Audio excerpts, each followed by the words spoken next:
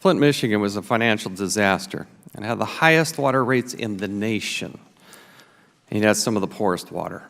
In spring of 2013, Emergency Manager Ed Kurtz approved a plan that was going to change the trajectory of the water. In a 7-to-1 vote, the city council also voted to support this, although they did not have the authority to execute that. They were going to move from Detroit Water to the Karangondi Water Authority. There was a roughly $200 million build for cheaper water and associated jobs that would come along with it. The Detroit Water canceled the contract a few days later, so Flint had a year to find another source of water, so they went with the Flint water source. In April of 2014, a switch is made and the problems begin. Bacteria, TTHM issues, Legionella, lead in the water. These are all some of the things that happen. Keep in mind, there is no acceptable level, no acceptable level of lead in any water. But these are when the problems started. Leanne Walters, who's here in the audience today, we appreciate the brave nature in which you have stepped forward. She's just a citizen. She isn't a water expert, but she stepped forward. She did the difficult thing. And somehow, some way, she found the fortitude to get a hold of the EPA in February of 2015, where Miguel Del Toro at the EPA came out to Michigan and actually started doing some testing. By June of 2015, a report was finalized. That report was then leaked, if you will. It was put out there. We have with us the mayor at the time, Mayor Walling. You look at his resume, Mayor Walling's a smart person. He's well-educated. He's been very ingrained in the community. And he went out on television. I want to show a clip from that television because there's a reason why he actually went on television. But I want to show that clip now. Okay, so we are here on the set, Mayor, back on the set. Are you ready to drink it? Yeah, okay. My family and I drink the water every day, so. It's your standard tap water. You taste a little bit of the chlorine. All of our tests ever since this year have been comparable with what we used to get out of Detroit. Now, last year was different. The chlorine level was elevated. There were the TTHMs, which is actually colorless, but it's a concern. But those issues have been put behind us, and now I think it's more a matter of the perception. So it is safe to drink, and you drink it every day. Your family uses it every day, you say, and also just a little taste. You said a little different taste, or? Well, now it tastes very similar to any other tap water. It's got a little bit of a chlorine taste. I mean, look, anyone who gets used to drinking bottled water that's purified or distilled, that's going to be different than what you get out of a municipal tap. But we're testing it regularly. All of those tests are available online. So we want people to know exactly where the water stands, and we're continuing to improve it with the new carbon filter going in next week. It's just going to continue to get more dependable and more secure. That was July 8th of 2015. The report was finalized by Miguel Del Toro in June. I think we're going to hear testimony that Ms. Hedman and the EPA communicated to the mayor that it was safe to drink the water. And that message was then conveyed to the citizens. And it wasn't until January of this year that the EPA actually took some definitive action. Now, it's not to say that the EPA is the only one at fault. The Department of Environmental Quality at the state of Michigan is also at fault here. But if the EPA or the Michigan Department of Environmental Quality would have taken action in the summer of 2015, when the EPA Region 5 Regulations Manager, Miguel Del Toro, wrote the memo to his superiors warning of the dangerously high levels of lead in the drinking water, perhaps none of this would have happened. What's sickening about this is it was totally avoidable. The former head of Region 5, Ms. Susan Hedman, who is with us today, dismissed and downplayed this memo, calling it, quote, a preliminary draft, end quote, and asserting, quote, it would be premature to draw any conclusions, end quote. So the residents of Flint continue to drink the water, poisoning them and their families. The next opportunity for EPA to take action came from outcries for help from city officials. Congressman Dan Kildee was also very engaged in this. It reached a fevered pitch in September of 2015, and still no action was taken. In fall of 2015, local Flint residents filed an emergency petition with the EPA.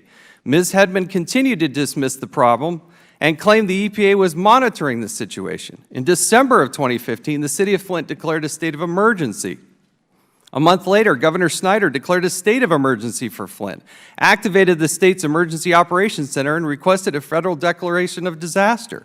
Finally, on January 21st, 2016, nearly 7 months after Miguel del Toro's memo, the EPA issued an emergency administrative order citing, quote, imminent and substantial endangerment exists, end quote, with regard to the high levels of lead in the Flint water supply. But how many more people were poisoned in those 7 months? How many illnesses were worsened in those 7 months?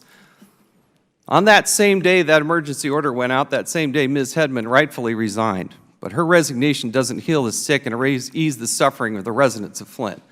And what concerns me, we'll deal with on Thursday, is the action of resigning by Ms. Hedman was characterized by the EPA administrator as courageous.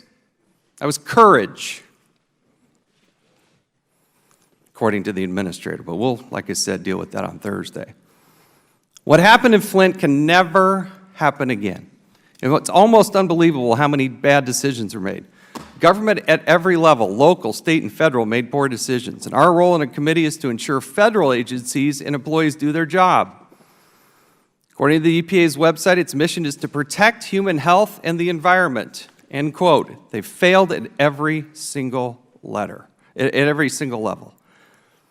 Instead, the EPA seems to be working on other things, other priorities. I'm going to enter some things into the record, and this is going to make some people uncomfortable. There have been a lot of accusations about, was this driven by race? Was this driven by the fact that this was a poor city? Is this because they're underserved? There are a lot of accusations out here. This is an internal memo, and before you put it up, I want you to understand who this is going back and forth with. This is Jennifer Crooks, EPA Michigan Program Manager, Region 5. Debbie Baltazar, EPA Region 5 Branch Manager. Timothy Henry, EPA Region 5 Associate Director of the Water Division. And Steve Marquardt, I don't know how to pronounce his name, EPA Environmental Engineer. This is an internal memo. Go ahead and put it up. September 24th. Perhaps she already knows all this, but I'm not so sure Flint is the community we want to go out on a limb for. Are you kidding me? The EPA administrator says that Susan Hedman was courageous for resigning. It didn't take us but a couple hours once we got these memos to find the problem here. You can take down that. Why isn't Flint the community they go to? You know, of all the communities out there, the one that's having the toughest time is the one that needs the most protection. And you can shake your head and say, oh yeah, but the EPA had every opportunity to make the right move here, and they didn't. And the Department of Environmental Quality, don't think you get off the hook either. Because one of the things that is fundamentally and totally wrong here is they had the information and they would not release it to the public. The Congress now, at least the House, has passed a piece of legislation saying when you have this information, you have to release it within hours. That's just common sense. It shouldn't take an act of Congress to tell the EPA that they need to make this information public. We're going to have good, vibrant hearings today. So I would ask unanimous consent to enter this into the record. Without objection, so ordered. I also would like to enter into the record a Darnell Early directive, an order number 15, dated June 20th, 2014, turning over to Mayor Walling from Darnell Early, the emergency manager at the time, the day-to-day operations for the Department of Planning and Development and the Department of Public Works, without objection, so ordered. Another email from, an email from Miguel del Toro. This is correspondence back and forth, dated July 8th, 2015. You know, one of the concerns is you got a Miguel del Toro, pretty much on the line, right? He's right there on the front lines. One of the things I've heard that's probably the most disturbing is that he felt like he was retaliated against. In fact, we had a hearing last year about the actions of Susan Hedman in Region 5 and the retaliation. 3 whistleblowers coming up talking about retaliation efforts. And here you have Miguel del Toro on July 8th, finally gets fed up. One of the things he said is, "It almost sounds like I'm stuck in a corner holding up a potted plant because of Flint. One misstep in 27 plus years here and people lose their minds." This was a guy who wasn't allowed to travel. He suddenly had to go to ethics training. He had to do all these other things. That's how Region 5 and the EPA was operating. This guy should be put up as getting a raise. You want to give a bonus to somebody? Give it to Miguel del Toro. He was doing the right thing. Instead, he's being reprimanded. And I'd ask that this be entered into the record as well, without objection, so ordered. On July 15th, 2015, I'll enter into this also into the record, without objection, so ordered. And then finally, Miguel del Toro gets fed up on September 22nd of 2015. This is how he starts the email. "This is no surprise. Lead lines plus no treatment equals high lead in water equals lead poisoning children." This is how it starts in September. And the EPA didn't do anything until January. I don't understand that. This is the kind of thing that has to immediately get out into the public. Immediately. Let me read another paragraph from this email. "At every stage of this process, it seems we spend more time trying to maintain state-local relationships than we do trying to protect the children. I said this from the very beginning, and I will say it again. You don't have to drop a bowling ball off of every building in every city to prove that gravity and science will work the same way everywhere. It's basic chemistry."